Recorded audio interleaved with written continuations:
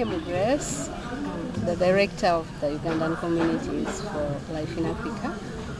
I'm really so glad that we've moved a very long way with Life in Africa. It started all like a joke, and I think our dreams are really coming true.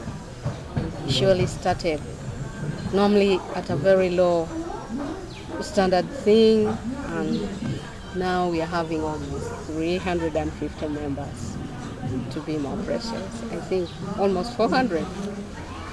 And I know it's a difficult task for all of us, because looking after 400 people and meeting all their needs, it's really a very difficult task for any person in this world.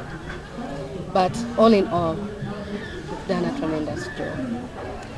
Of the 350 very active members, both in Kampala and Gulu, at least monthly 200 of them do participate in the market day, and we try our best to make some payments.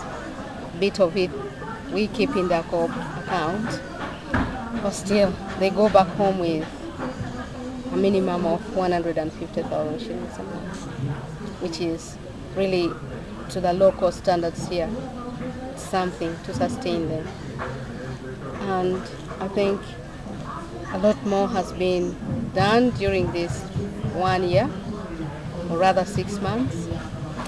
We've started up the Internet for Change, where the agents who are training get to try and get clients for the microfinance, and they're doing very well in that also. They also try to get items to help educate the community. That is, I think, getting them learn the different skills in doing other things, or in health sectors, in maybe catering or parenting, or such other things. And this has really been more operational in Gulu, because in Gulu it just started with that, and that was it.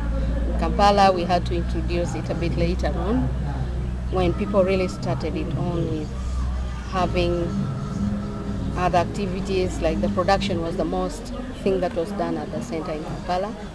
But Gulu, we didn't have any production at all, so we had to start by introducing all those basic skills in learning how to read and write, English speaking, and the parenting things as I've been talking about. What are some of the biggest challenges that you found in introducing people to the concept of microfinancing? You know, these are people who really haven't, most of them are illiterate, and they feel that they've ever heard about loans, and they know how bad it has been. When you fail to pay a loan, you have to go to jail. That was the concept they had. So getting them to understand that it's not, if you're hardworking, was a difficult task. And making them, since this was an online thing, we normally get their stories to write down and get them maybe read by the would-be sponsors of that loan itself. So a person would maybe think, okay, now they're going to sell me and get money out of me. How do I give my story?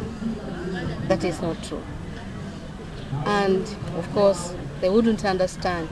So the agents really have to work very hard to dig out the kind of stories that they would wish to get from the people. And you have to recreate the story into something that is meaningful, because it's all ramshackled. They wouldn't know what to put down, and you have to work very hard to make it really make some sense. So those were the major things that we started with. But all in all, the beginning is always very difficult, right, for everything.